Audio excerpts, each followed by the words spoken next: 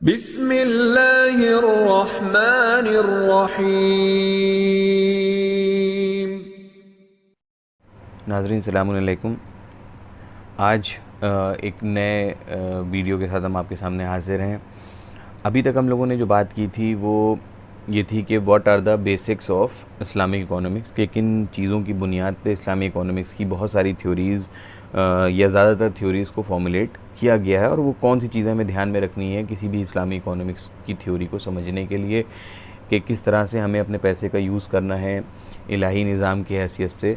तो उन बेसिक्स के ऊपर या उन प्रिंसिपल्स के ऊपर वो सारी जो चीज़ें बेस थी, उसी एक नए प्रिंसिपल के साथ आज हम हाजिर हैं, और वो प्रिंसिपल है जस्टिस।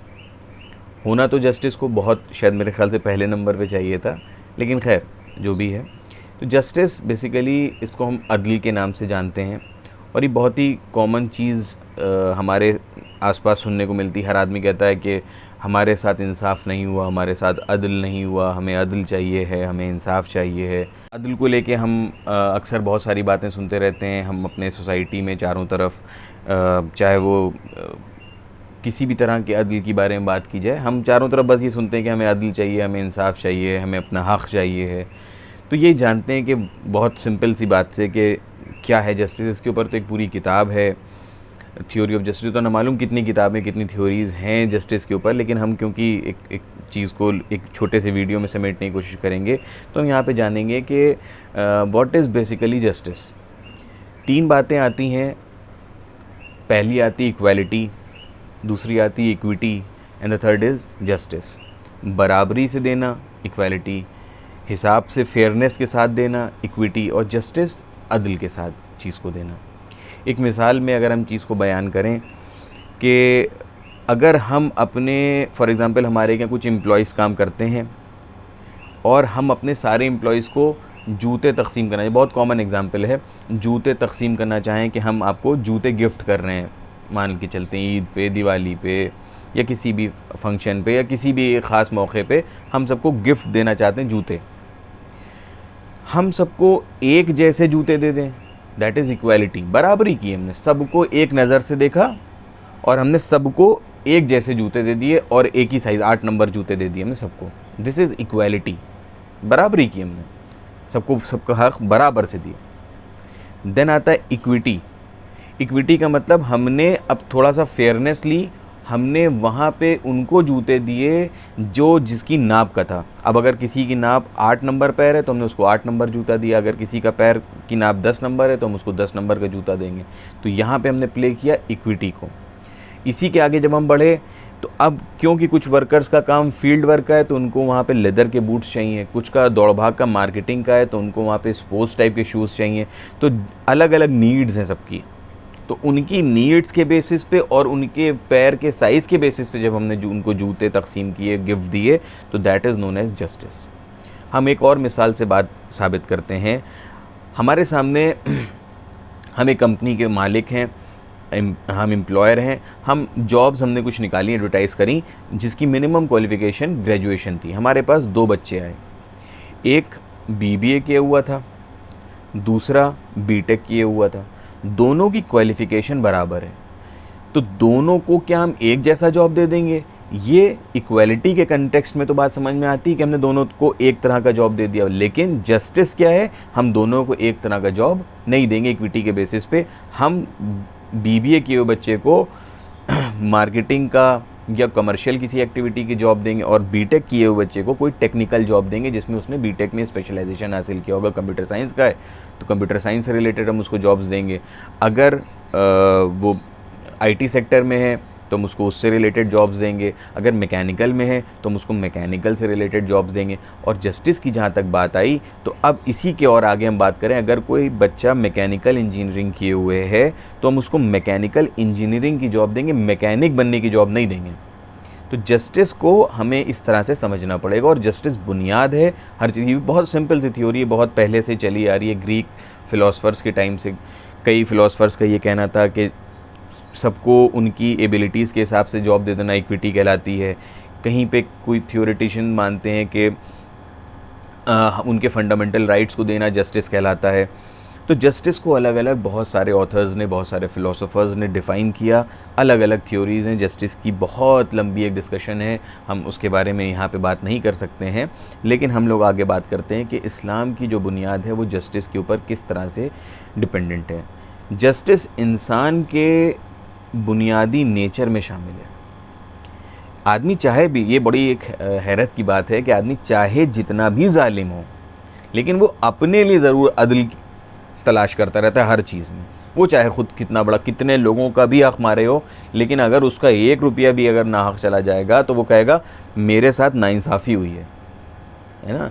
इसी तरह से आप देखिए कि क्रिमिनल्स जो खुद क्राइम कर रहे हैं वो भी जस्टिस की तलाश कर रहे हैं इत्तेफाक से। तो जस्टिस एक ऐसी चीज़ है जो बुनियादी इंसान के नेचर में चीज़ें शामिल हैं। हम देखते हैं जिस तरह से जनाब अमीर ने नहजुल बलागा में इस बात को कहा कि हर चीज़ को प्रॉपर टाइम और प्रॉपर प्लेस के बेसिस पे चीज़ों को डिवाइड करो। मतलब वहाँ से भी इस बात को हम अगर निकालें तो वहाँ से इस बात को साबित करते हैं कि हर चीज़ का एक प्रॉपर टाइम है, हर चीज़ की एक प्रॉपर एबिलिटीज़ हैं। हमको उस चीज़ को उसी प्रॉपर एबिलिटीज़ के बेसिस पे तय करना होगा। एक बहुत पुरानी मिसाल दी जाती थी कि अगर हम मछलियों से कहें और मछलियों और फॉर एग्ज़ाम्पल चिड़ियों की रेस अगर हम डिफ़ाइन करें और हम दोनों को एक जगह ला के खड़ा कर दें, हम चिड़ियों को भी कहें ज़मीन पे दौड़ो, मछलियों से भी कहें ज़मीन पे दौड़ो, तो ना मछली कभी जीत सकती ना चिड़िया कभी जीत सकती है। क्योंकि मछली की एबिलिटीज़, जो मछली का इंस्टिंक्ट है वो ये है कि वो तैरती है पानी के अंदर, दे कैन स्विम। और चिड़िया की जो बेसिक एबिलिटीज़ हैं that is to fly in the skies. So अगर दोनों के बीच में हमें कंपटीशन करना है that who can travel fast, तो उनको उनकी प्रॉपर प्लेस पे प्रॉपर टाइम पे रखना पड़ेगा। मछली को पानी में रखना पड़ेगा, चिड़िया को हवा में रखना पड़ेगा, तभी हम दोनों के बीच में कंपैरिजन कर सकते हैं। और ये हमें बहुत सारी चीज़ों में इकोनॉमिक्स में देखने को मिलेगा that whenever we are comparing two different things, हम उनका जो बेसिक इन्वायरमेंट है that should be remain constant, same रखना पड़ता है हमें, ताकि दोनों के बीच में चेंजेस को ला सकें। और इसी जस्टिस को अगर हम आगे डिफ़ाइन करें तो इकोनॉमिक्स में इक्विलिब्रियम की पोजीशन को जस्टिस से डिफ़ाइन किया जा सकता है कि हर चीज़ का एक प्रॉपर एक टाइम, एक प्लेस है, हमको उसको वहाँ से कभी भी हटाना नहीं चाहिए और इक्विलिब्रियम की कंडीशंस के हिसाब से वो चीज़ें वापस उसी जगह पे आ जाएंगी। अगर हमने उनको उनकी इक्विलिब्रियम पोजीशन से, उनकी एक पोजीशन से हमने उनको डेविएट किया तो वो वापस उसी पोजीशन पे आ जाएंगी। हम देखते हैं कुरान मजीद में सूरह निसा की 135 आयत में अल्लाह सुब्हानहू व तआला इरशाद फरमाता है कि O you who believe stand out firmly for justice as witnesses to Allah, even if it be against yourself, your parents, your relatives, or whether it is against the rich or the poor। यहाँ पे अगर हम तफसीर अल मीज़ान की तरफ रुख करें, अल्लामा तबातबाई उसमें इरशाद फरमाते हैं कि हम जस्टिस का मेयार क्या समझते हैं। स्टैंड विद जस्टिस का मतलब हम क्या समझते हैं। Stand with justice means to enforce and to maintain it, and maintaining the justice is possible by those who are perfect in justice without deviating from it, and it is possible only when a person has low desires, sentiments, fear or greed, as according to the commentary of Holy Quran by अल्लामा तबातबाई। मतलब इंसान अदल की बुनियाद पे तब तक खड़ा रह सकता है जब उसकी अपनी डिज़ायर्स बहुत कम हो, जब उसके सेंटिमेंट्स उसको अफेक्ट ना कर रहे हों, वहाँ पे वो ना किसी से डर रहा हो, ना किसी तरह की लालच में हो, तभी एक इंसान एक हक़ की बात कर सकेगा। अगर इंसान की अपनी ख्वाहिशात बहुत हैं, अगर इंसान किसी चीज़ से डरता है, अगर किसी चीज़ की लालच करता है, तो वहाँ पे वो कभी हक़ बयानी नहीं कर सकता, वो अपनी नफ्स का ग़ुलाम हो जाएगा। तो अगर हमें हक़ बयानी करना है, अगर हमें अदल की बात करना है, अगर हमें जस्टिस की बात करना है, तो हमको अपने सेंटिमेंट्स को कम से कम रखना होगा, हमें किसी का डर नहीं अपने दिल में रखना होगा। और यहाँ पे इस बात को और ध्यान में रखना होगा कि हम किसी भी इंसान से इसलिए ना डरें या इसलिए उसकी तरफ से ना कह दें कि वो बहुत अमीर है, या गुर्बत की वजह से किसी की तरफ से हम ना बोलने लगें।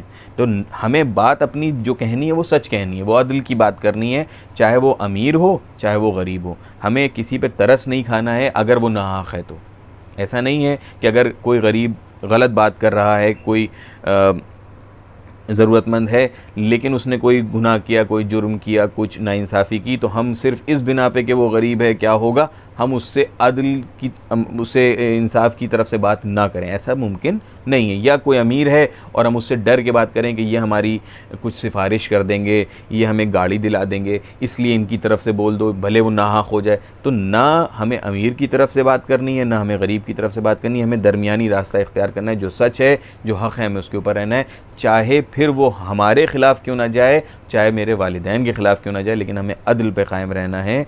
और ये मुमकिन तभी है जब हमारी अपनी ख्वाहिशात कम होंगी और हमारे दिल में डर और ग्रीड नहीं होगी।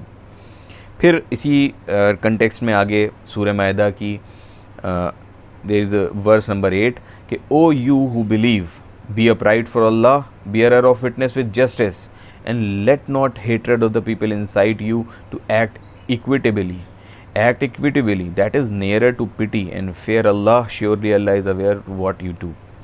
यहाँ पे भी कहा इस आयत करीमा का मेन पर्पज़ कि to restrain the believers from going against the truth in hearing witness because some enmity that witness might be entertaining you against the party concern as stated in the तफसीर अल मीज़ान। यहाँ पे भी अल्लाह ने justice की अदल के बेसिस पे, अदल के रास्ते पे चलने का हुक्म फरमाया। इसी तरीके से सूरह हदीद की आयत नंबर 25 में कि अल्लाह इशारत फरमा रहा है कि we sent our messengers with clear sign and send down the book and the balance which them so that mankind might establish justice. Allah's um, अब यहाँ पे क्या है, अल्लाह का क्या एम है ऑफ सेंडिंग द प्रॉफिट्स, क्यों अल्लाह पैगम्बर को भेज रहा है towards us, is to keep equity and justice in the societies. बहुत सारे मकासद हैं, उसमें सबसे बड़ा ये इस आयत के हिसाब से कि अल्लाह अपने पैगंबरों को हमारे दरमियान इसलिए भेज रहा है ताकि इक्विटी और जस्टिस को मेंटेन किया जा सके, लोग अपनी सोसाइटीज़ में डेवलप करें, लोग अपनी सोसाइटीज़ में बढ़ें अदल की बुनियाद पे, इंसाफ की बुनियाद पे, ना कि समाज के अंदर नाहक वो इनजस्टिस फैलाएं और करप्शन फैलाएं। अगर आप देखिए तो लेटर नंबर 15 में जनाब अमीर इरशाद फरमाते हैं, the most pleasant thing for the ruler is the establishment of justice in their areas and manifestation of love for the subject, but subjects love manifestations itself only when their heart is clean. जनाब अमीर इस तरफ इशारा करते हैं कि एक हुक्मरान के लिए, एक रूलर के लिए वहाँ पे जस्टिस कायम करना बहुत ज़रूरी है, क्योंकि अगर इंसाफ नहीं होगा समाज में तो करप्शंस होंगे, लोगों का हक़ मारा जा रहा होगा, कोई अमीर होता चला जाएगा, कोई गरीब होता चला जाएगा, मर्दों को इंसाफ नहीं मिलेगा, औरतों को इंसाफ नहीं मिलेगा, बच्चों के हुकूक ज़ाया होते चले जाएंगे। तो अगर अदल की बुनियाद नहीं है तो कभी भी एक हेल्दी सोसाइटी का फॉर्मेशन नहीं हो सकता। फिर अगर हम आगे बात करें इस मेन कोर्स में, जो हम लोग बात करेंगे हमारे आसपास जो मॉडर्न मैनेजमेंट साइंसेस की बात करते हैं, तो हेनरी फ्यूल ने जो अपने प्रिंसिपल्स दिए उसमें उसने कहा, हेनरी फ्यूल बात कर रहे हैं कि इक्विटी एंड जस्टिस, मतलब हम अपने एक प्रॉपर मैनेजमेंट के लिए एक ऑर्गेनाइजेशन में इक्विटी और जस्टिस होना चाहिए एम्प्लॉयज़ के प्रति। मतलब हम अपने जो भी एम्प्लॉयज़ हमारे हैं, हम उनसे बहुत ही इक्विटेबली बात करें, जस्टिस के साथ बात करें। वहाँ पे फिर ये फ़र्क नहीं होना चाहिए कि ये हमारे रिश्तेदार हैं तो ये हमारी ऊंची पोस्ट पे चले जाएंगे, ये हमारे रिश्तेदार नहीं है, ये हमसे ज़रा बदतमीज़ी करते हैं, हम इनको डिमोट कर देंगे, ऐसा नहीं होना चाहिए। ये हमारे बहुत ख़ास, इनकी सैलरी हम बढ़ाएंगे, ये हमारे ख़ास नहीं, इनकी सैलरी नहीं बढ़ाएंगे। अगर ऐसा होगा तो वहाँ पर प्रोडक्टिविटी और एफिशिएंसी जो एक ऑर्गेनाइजेशन की एफिशिएंसी और एफिकेसी है वो लगातार कम होती चली जाएगी। वहाँ पे हम प्रोडक्टिविटी की ग्रोथ की बात नहीं कर पाएंगे। अगर हमें एक ऑर्गेनाइजेशन को ग्रो करना है तो हमें अपने एम्प्लॉयज़ को भी ग्रो करना है, क्योंकि हमारे एम्प्लॉयज़ और हमारी कंपनी ये दोनों आपस में कॉम्प्लीमेंट्री हैं। हमारे एम्प्लॉयज़ हमारे नौकर नहीं हैं, हमारे ग़ुलाम नहीं हैं, बल्कि ये दोनों कॉम्प्लीमेंट्री हैं। क्योंकि अगर ऑर्गेनाइजेशन के पास अच्छे एम्प्लॉयज़ नहीं होंगे तो organisation can not grow itself. और अच्छे एम्प्लॉयज़ कैसे आते हैं? अच्छे एम्प्लॉयज़ आएंगे आउट ऑफ लव, हम उनकी रिस्पेक्ट करें, हम उनको उनकी ड्यू रिस्पेक्ट दें। हाँ, गलती करेंगे तो हम उनके उस एक्शन पे, उस अमल पे एक्शन भी लेंगे, नो डाउट। लेकिन अगर कोई एम्प्लॉय हमारे के ऑर्गेनाइजेशन में काम करता है तो हम उसको उसकी ड्यू रिस्पेक्ट दें, उसके काम के हिसाब से उसको समझें, अगर हमने उसको काम के हिसाब से नहीं एस्टिमेट किया और नहीं समझा, हमने उसको कंसिडर नहीं किया, तो वो अंदर ही अंदर घुटेगा और अल्टीमेटली हो सकता है हमारी जॉब छोड़ दे, हमारी कंपनी कहीं और चला जाए। तो रिस्पेक्ट भी देना है हमें, साथ ही साथ हमें उसको इक्विटेबली ट्रीट करना है। अगर एक ही ऑर्गेनाइजेशन में एक ही पोस्ट पे हमारा सगा भाई और एक नॉर्मल आदमी एम्प्लॉय हमारा जो कि हमारा गैर है, वो दोनों प्लेस्ड हों, तो हमें ऐसा नहीं करना है कि हमें अपने एम्प्लॉय को थोड़ी सी दूर की निगाह से देखना हो कि यार ये तो मेरा भाई नहीं है, दूसरा वाला जो मेरा भाई है हम उसको देखेंगे, हम उसकी सैलरी भी बढ़ाते रहें, हम उसको प्रमोशंस भी देते रहें, हम उसके ग्रीवेंसेस जो कि नाहक भी हों हम उन्हीं को सुनते रहें। तो ये करना दूसरे एम्प्लॉय के लिए और बाकी तमाम एम्प्लॉयज़ के लिए एक शर्म का मौका बनेगा और उनको इस पॉइंट ऑफ टाइम पे बहुत ही अंदर से घुटन महसूस होगी और शायद वो हमारी कंपनी की जॉब्स को छोड़ दें, या अगर रहें तो वो उतनी दिल और इतनी शिद्दत से हमारे लिए काम ना करें जिससे कि हमारी कंपनी कहीं ना कहीं अफेक्टेड होगी। तो जस्टिस सिर्फ ये नहीं है कि हमने एक सही आदमी को सही जगह प्लेस कर दिया, एक पर्सनल जस्टिस हो गया और एक सोशल जस्टिस हो गया। पर्सनल जस्टिस हमारे लिए कि हमको वो हैसियत की जॉब मिल गई जिसके हम हकदार थे। अगर पर्सनल जस्टिस नहीं होगा तो सोशल जस्टिस भी मुमकिन नहीं है, क्योंकि अगर हमको मेरे क्वालिफ़िकेशंस और मेरी हैसियत के हिसाब की जॉब नहीं मिली तो कहीं ना कहीं हम अंदर ही अंदर घुटते रहेंगे, हमारे अंदर मायूसी बनी रहेगी।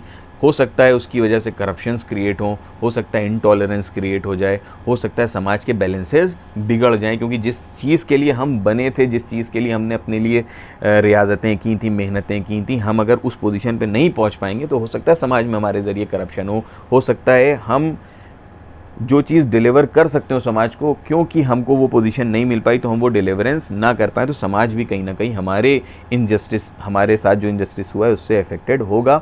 बहुत मशहूर कहावत है कि अगर कहीं एक भी जगह इनजस्टिस है तो ये मान लो कि दुनिया की हर जगह जस्टिस को ख़तरा है।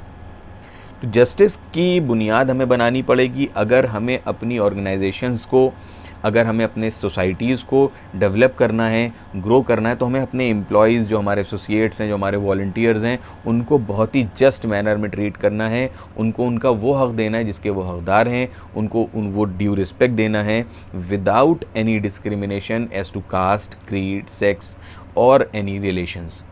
तो हमें विदाउट एनी डिस्क्रिमिनेशन हर एक को उसको उसकी प्रॉपर प्लेस पे पुट करना है जहाँ पे वो उसका हक़ था, और जब हम उसको उसकी प्रॉपर प्लेस पे पुट कर देंगे विदाउट एनी डिस्क्रिमिनेशन और उसको उनका हक़ भी देंगे जितना वो उसका हक़ रखते हैं, तो at that point of time हमारी सोसाइटीज़ भी ग्रो करेंगी, हमारी ऑर्गेनाइजेशंस भी ग्रो करेंगी और हमारी सारी थ्योरीज़ प्रॉपरली रन कर पाएंगी जो हम लोग आगे डिस्कस करेंगे।